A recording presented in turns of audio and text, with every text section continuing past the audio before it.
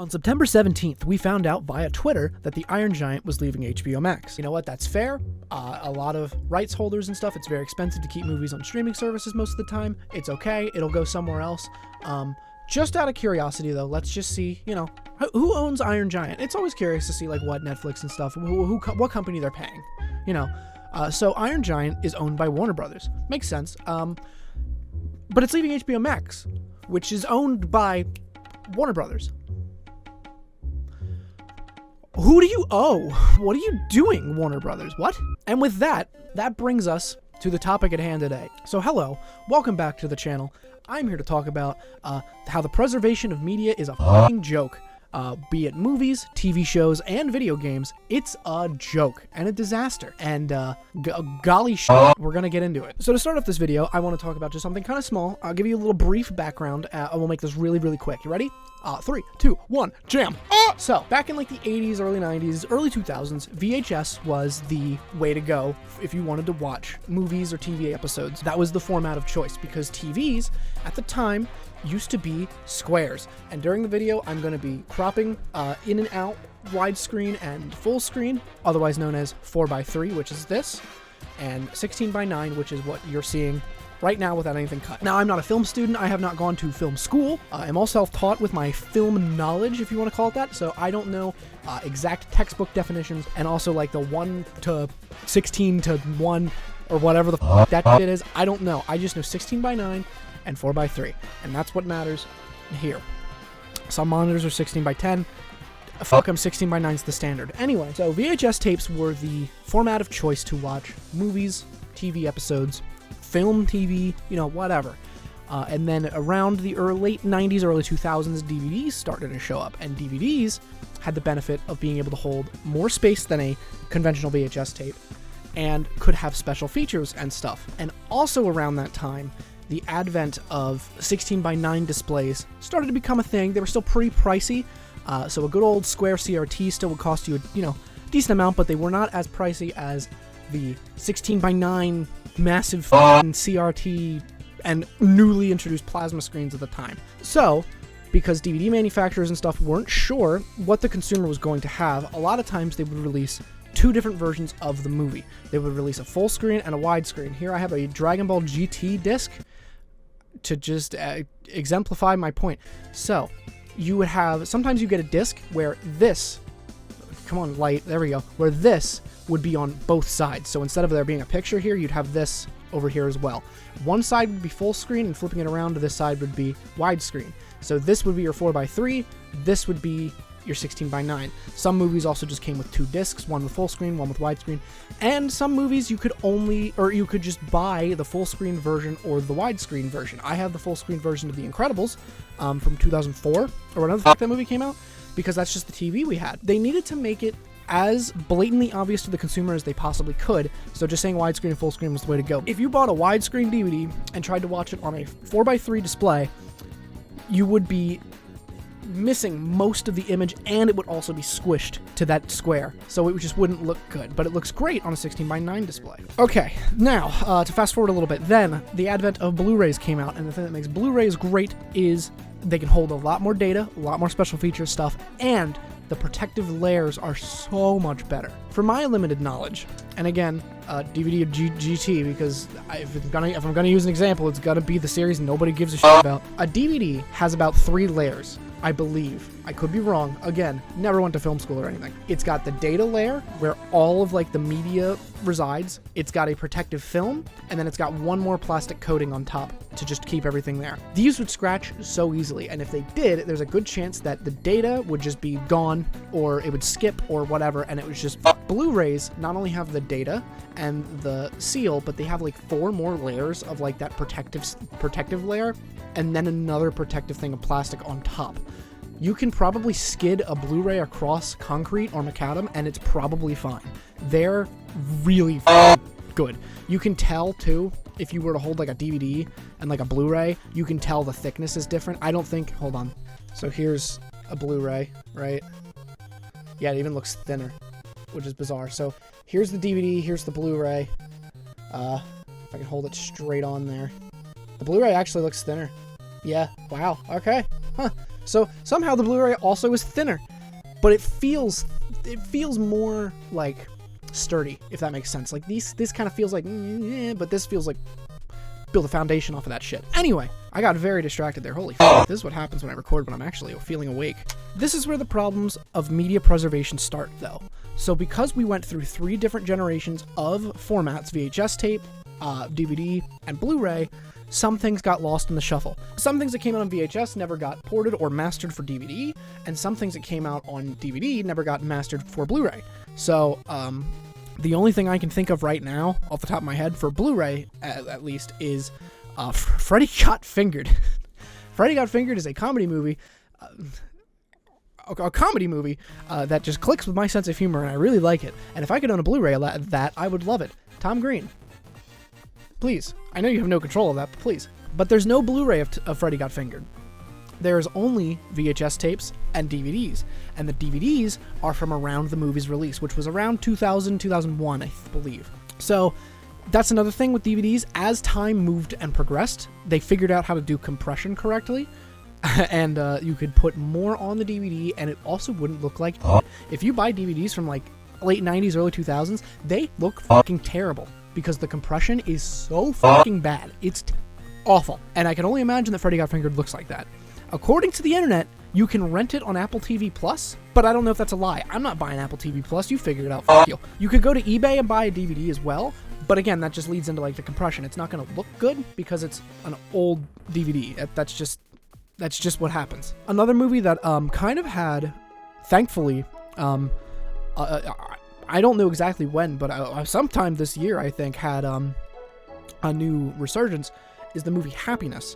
And Happiness is kind of a controversial, kind of like disturbing movie. If you go on like lists of disturbing movies or whatever, it's on there most of the time. It's very plot heavy. It's a very heavy plot. I'm not going to get into it because I don't want to.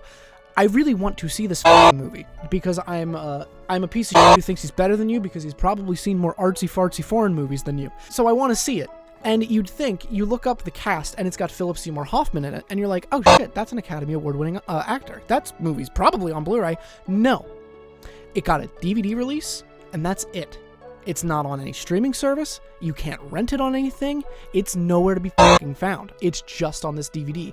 Thankfully, the price of those DVDs went down, because I remember checking 2 years ago or so, and they were like $60 a DVD from like 2000 or 1999, which that's not going to look good.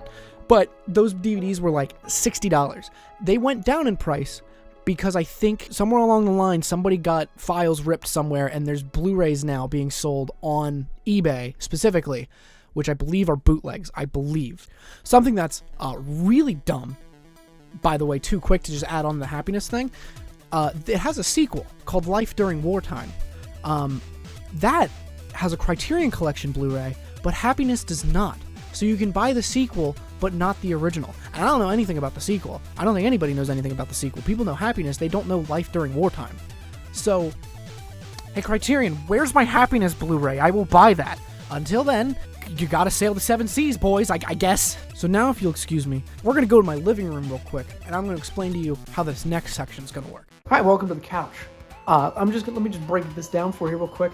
So, this is my portable DVD player that I've used since I was a child. So whenever I show footage of a DVD, it's going to be filmed against this, and anytime it's a Blu-ray, it'll be on the TV, which you'll see momentarily. So I just wanted to tell you that because I used this ever since I was a little child, a wee little boy, and I have a lot of nostalgia towards this portable DVD player, and a lot of people have a lot of nostalgia towards Dragon Ball Z. I got into it much later. So I combined both worlds. Hi, we're back from the living room. I'm going to interject and throw in some shit, and then you're going to see more of the living room. It's fine. Don't worry about it. We'll figure it out. This is a bad format. It's all right. Anyway, so unlike most people my age, I did not grow up watching Dragon Ball Z. I got into it much later. And the way that I did that was these. Now, this is a weird, like, Season 1 and 2 collection of the Orange Brick. I think these were at Walmart. It was like $30 or some shit for both of these. And I was like, that's a sick fucking deal. Also, side note, did they make seasons 5, 6 like this and 7, 8 like this? Because I can't find them anywhere when I was hardcore looking for these. I have season 1 and 2 and 3 and 4 like this. 5, 6, 7, 8, and 9. I don't know if they came in this or I had to buy them. I don't know. If they did, let me know, because they might just be lost media at this point. I can't find proof that they ever existed. Anyway, that specifically is on the dual combo pack thing like this. Anywho, so back in the day when these came out, you would buy just one, this is just season 1. This is just the Saiyan arc. You would buy just one of these for about $20. You know what? Pretty good deal for a whole ass season. A whole ass season with 6 whole fucking discs. Like, yeah, that's pretty good. Holy shit, it's falling. The problem, for me personally, when I was watching this, I had always heard that Dragon Ball Z had filler. I never realized how much filler. I made it to the episode. I have never made it past the second disc on this. I made it to the episode where Gohan's training, falls down a ravine, and is talking to a suicidal robot, or the episode where Goku falls into hell, or the episode where Gohan is chasing that dinosaur around, cutting its tail off and tormenting it, or that's the same episode. I don't know. Bottom line is that's as far as I got. That's the most I remember, and then I was done. I also remember Yamcha playing baseball, and that's great because I love Yamcha. But that's as far as I remember. So what I did then is I kept hearing that Kai is not the right way to watch Dragon Ball Z. If you're going to watch Dragon Ball Z, you watch the uncensored original, and you deal with the filler, or you look up an episode list. There's something about looking up a list, like a walkthrough of how to watch a show, that just doesn't sound enticing to me. That sounds like fucking homework, and I don't want to do that. So I was like, fuck it. We're doing Kai. And while watching Kai, it took a couple episodes before I, one, was like, holy shit, I'm 3 episodes in and I'm further than I got in Z. And 2, something was wrong. The format. Why, it was 4:3. And these were 16:9. And I was like, huh, that's weird, because Kai, for those who don't know, which I'm sure most of you do, but Kai is just taking the footage from Z, reworking it so that it's more manga accurate, and the pacing is much better. There's like no fucking filler. It's great. These were 16:9. And I was like, huh, that's weird that the series that started in 1989 was animated for widescreen when the TVs were 4:3. That's pretty advanced. That's pretty cool. Weird that Kai makes it 4:3 when Kai started running in like 2013, when like widescreen TVs and 16:9 displays were the norm. That's strange. And then I realized these are cropped and zoomed so that they're 16:9. They're not actually 16:9. This is the 4:3. This is the 4:3 animation, stretched and zoomed so that it fits the full fucking display, and it looks terrible. And by the way, this digitally remastered thing up here, straight up fucking lie. What they did is they used DNR, which is digital noise reduction, to get rid of the grain. And you're like, oh, but that's great. They got rid of the grain. I can see the picture. Wrong. Grain has color. You remove that grain, you remove color. So what did they do after they removed the grain? Did they go in and painstakingly add the color back in? Frame by frame? Did they painstakingly do it? No, of course they fucking didn't. They just brightened the shit out of this, and it's so fucking hard to see. It's like a light of God is staring you in the face every time you put one of these discs in. It's so fucking bright, it's offensive to the eyes. Around 2007 or so, these were out. And these were out for a good couple years, and then I want to say like 2010 or so. This is me not looking up dates, because this is supposed to just be a quick video, and I've been here for 18 minutes already. Jesus Christ. Around 2010-9, I want to say, Funimation actually did something really cool. They remastered the first 2 seasons, called them level sets, released them on Blu-ray. They were in the proper 4:3 aspect ratio. The grain was there, and they went in painstakingly frame by frame and redid things so that it looked as good as it could possibly look, period, on a Blu-ray, on HD TVs, in 2010 or whatever. This was the best way to watch it. Why were there only 2 seasons, you ask? Well, Dragon Ball Z Kai was started to air around the same time. They got Blu-rays, so these were on the shelf. The Dragon Ball Z Kai Blu-rays were on the shelf. Somewhere along the line, fucking GT was on the shelf. And on top of that, there were also episode DVDs of Z, where it was 3 episodes a disc at $20 a pop, all in the correct aspect ratio, but all of those were on the shelf at the same time. So when the level sets came out, nobody cared. Why would you spend $40? The general consumer went, why would I spend $40 on Season 1's Blu-ray when I could spend $20 on Season 1's DVD? So they did that instead. The level sets sold like shit. They only got season 1 and 2, and then they dropped them, which I guess meant Funimation took that as, hey, we shouldn't painstakingly redo the animation, and instead we should just keep selling this because this is what the general audience wants. Which means cut to right about now. I walked into Walmart, saw these bitches, Bluray, Dragon Ball Z, $40. I was like, fuck yeah, I'ma get these.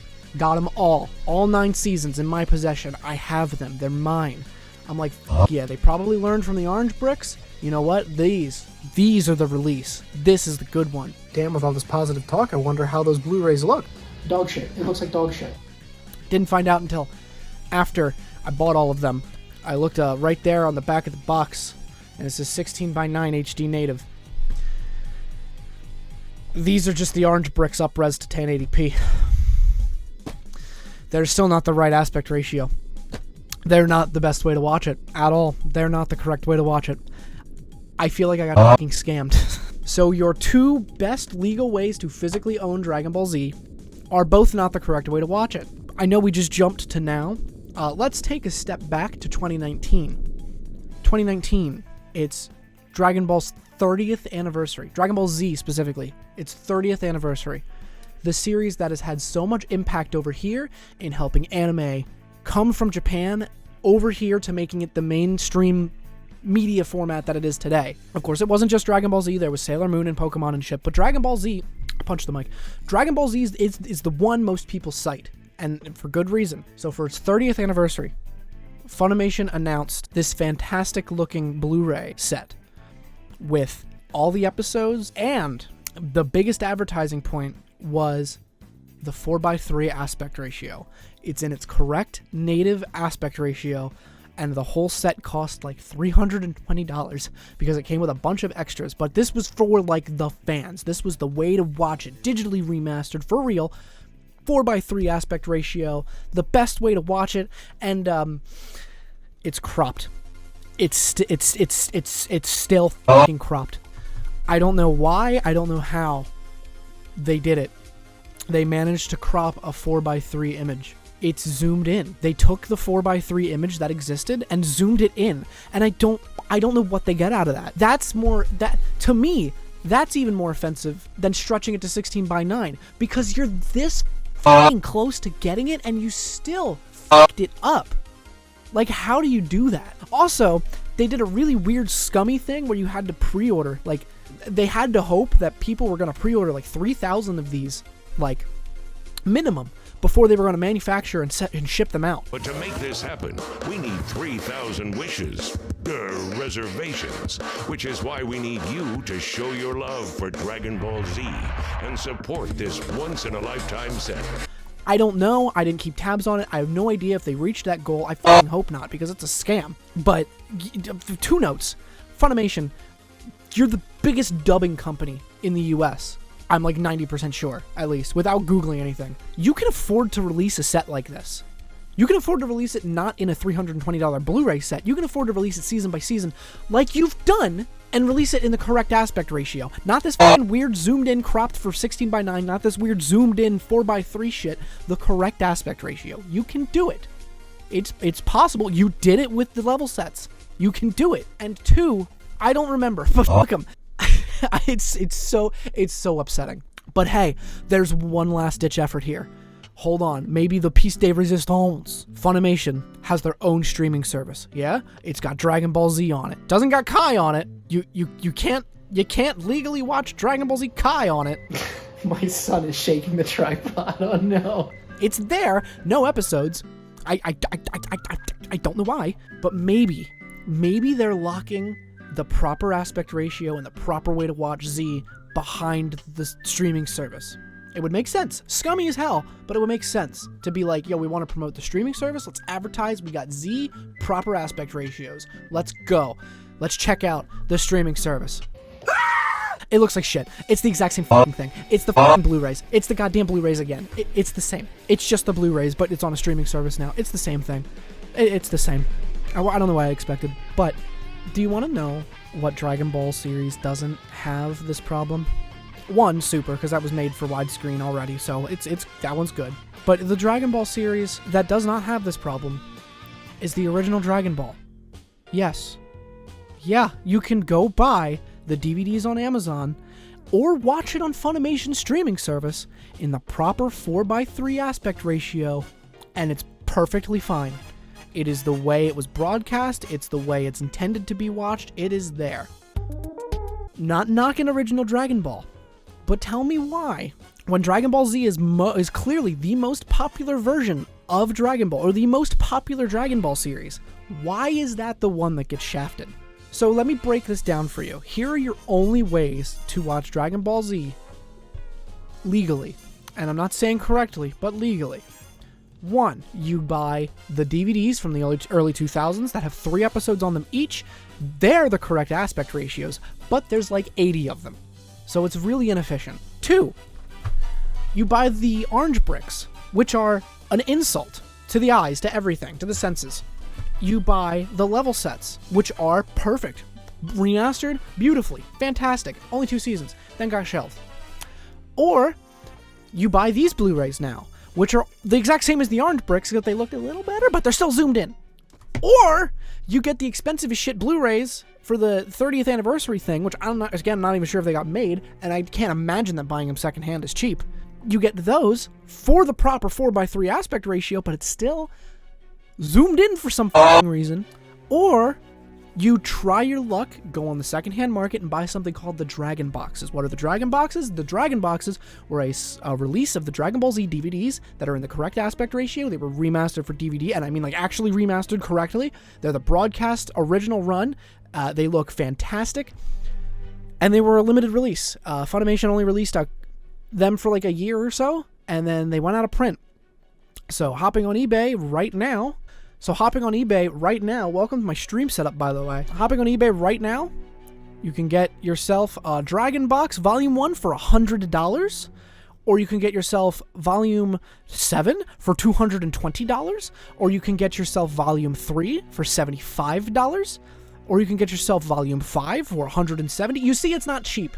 And this is the only proper way you can watch it in a season release. Or you buy, like, these DVDs, the Pioneer DVDs. You get these, which is inefficient and expensive, but they're the proper aspect ratio, so it's up to you. How do you want to do it? How do you feel like getting fucked over by Funimation today? And lastly, the only other way that you could legally watch Dragon Ball Z is to watch Kai. And it's not on Funimation streaming service, so you gotta go buy the Kai Blu-rays, which is fair. I want them, because I like Kai, and watch it that way, which fans will say is not the pure Dragon Ball Z experience, but at least it's in the proper aspect ratio, and even though they insert some newly animated scenes, which are kind of jarring, they make sense structurally and pacing-wise for Kai. So I can't really complain too much there. Except for when Kai got canceled after the Cell games and they brought it back a couple years later for the Boo Saga, and it's fucking cropped again! It's fucking cropped again! Why? Why did they crop it again? So the entirety of the final half of Kai is cropped to be 16:9, and they put filler in the American release. Kai's whole gimmick is there's not supposed to be filler, there's fucking filler in the final chapters. It's insult to injury. Bottom line with Funimation, if they are not going to provide you a legal way to watch Dragon Ball Z, the most popular of the Dragon Ball series, in the correct aspect ratio, the correct way, if they're not going to provide a legal way to do that, sail the 7 seas, boys. Don't give them any fucking money until they do what they should do. While on the topic of Dragon Ball 2, and then we're going to leave Dragon Ball. Don't worry. I got really angry for no fucking reason. While we're on the topic of Dragon Ball, 2 more things. 1, Dragon Ball GT. I've owned this for about 5 years now. I kind of bought it as a joke. It was really fucking cheap. It's the entire series. It's the complete series thing. I just took this out for whatever. But it's the complete series. I have never put it in a DVD player to see what it looks like. I bought it as a joke. It sits on the shelf just so I can be like, I own Dragon Ball GT. And then people can be like, why the fuck did you spend money on that? And I'm like, so I have it. Never put it in a DVD player. We're going to do that right now. Legitimately, you're going to see it. Apart from this bit here where I grab it out of the fridge because I thought it was funny, you're getting my uncensored, real reaction to putting GT for the first time in a DVD player right now. And if it's cropped, if it's at 4:3 in the proper aspect ratio, that means Dragon Ball GT The joke series gets more respect than the main popular series. Anyway, here is the genuine reaction. Alright, this is for real, unedited, actually first time I'm ever putting Dragon Ball GT into a DVD player at all. I genuinely don't know if this is going to be 4x3 or not. How funny would it be if the series that has been made fun of for years is 4x3, but the most popular series, Dragon Ball Z, is not? I think that would be hilarious. Let's find out. You're fucking kidding me.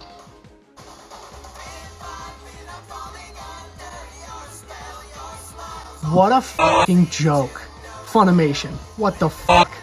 Yes, that's right. Dragon Ball GT is cropped at 4:3, the correct aspect ratio, which does in fact mean GT got a more respectful release from Funimation than Dragon Ball Z did in the past 15 years.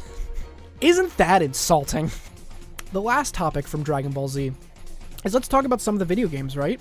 The video games that will never get ported anywhere. Like the Budokai series.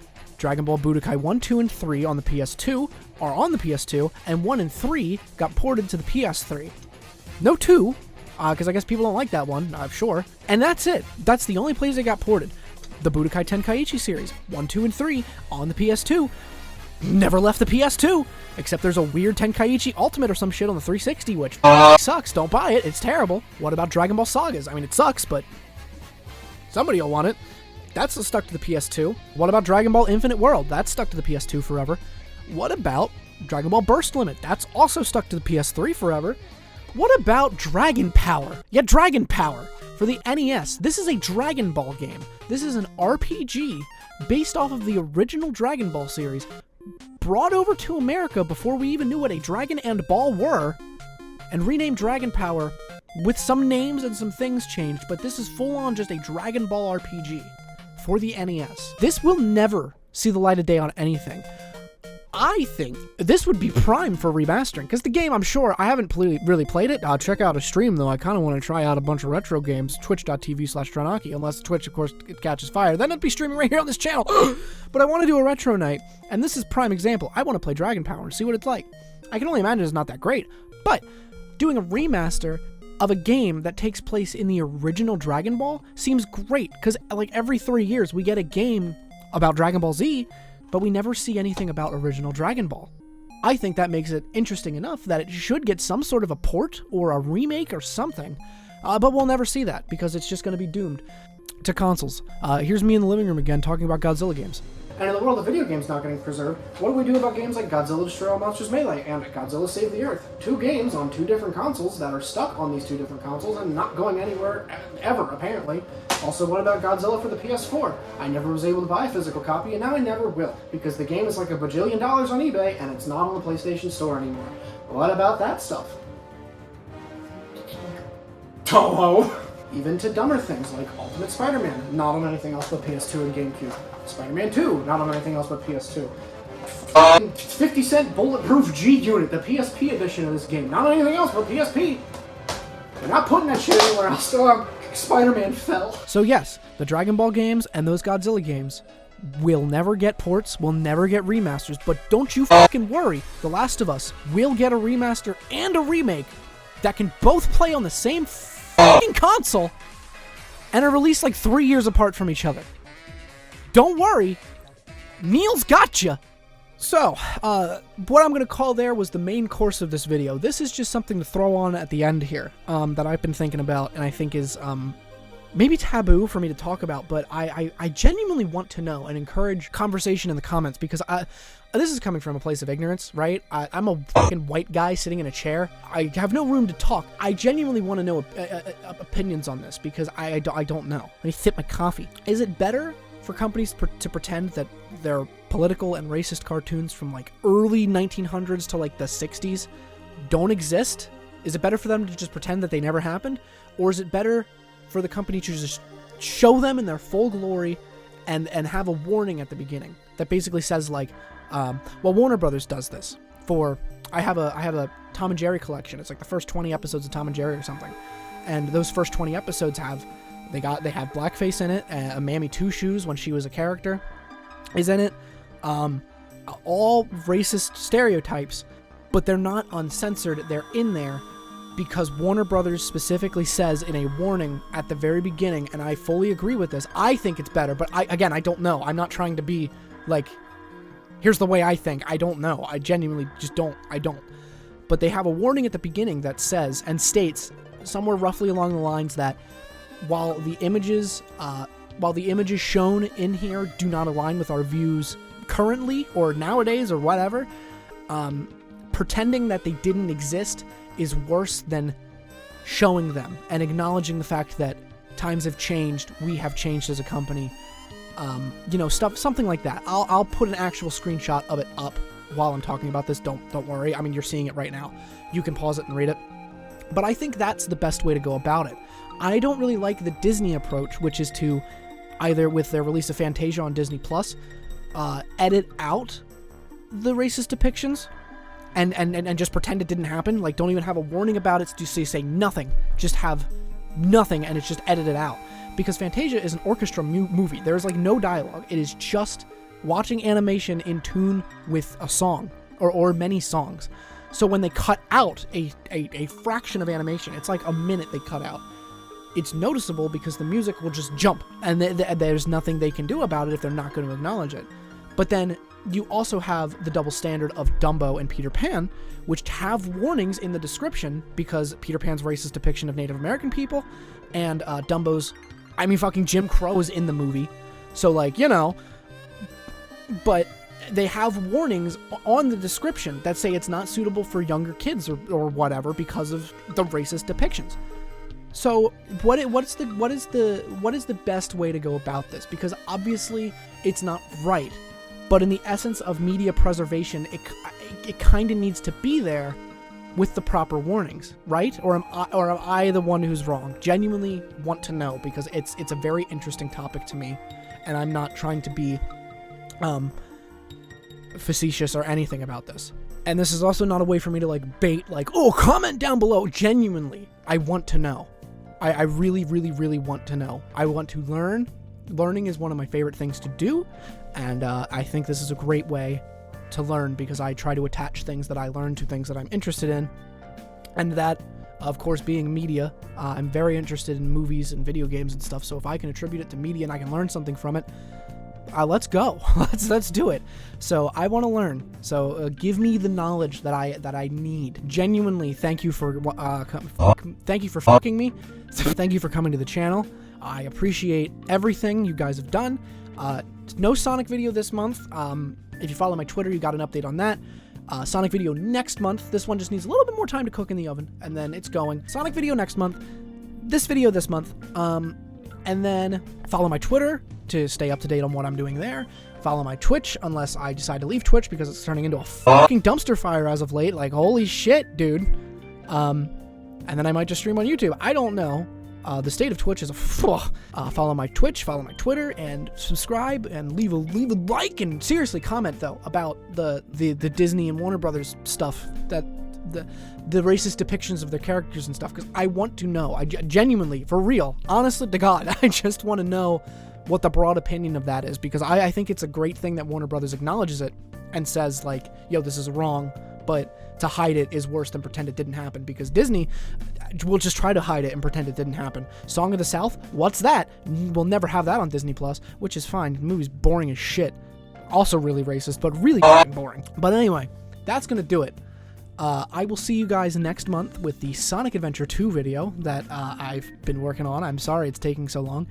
And hopefully this video is shorter than the 43 minutes I've been recording for. Holy fuck. Anyway, I will see you guys next week. Every Saturday I will be streaming. Pop over to Twitch at around 8:30 Eastern Standard Time, 8:30, 9 o'clock Eastern Standard Time, and I will be streaming something. Pop over, say hi, call me an idiot, and leave. I don't care. Thanks for watching, and I'll see you next week. Next month, not next week. Jesus Christ, why do I do this? See you next month. Holy fuck.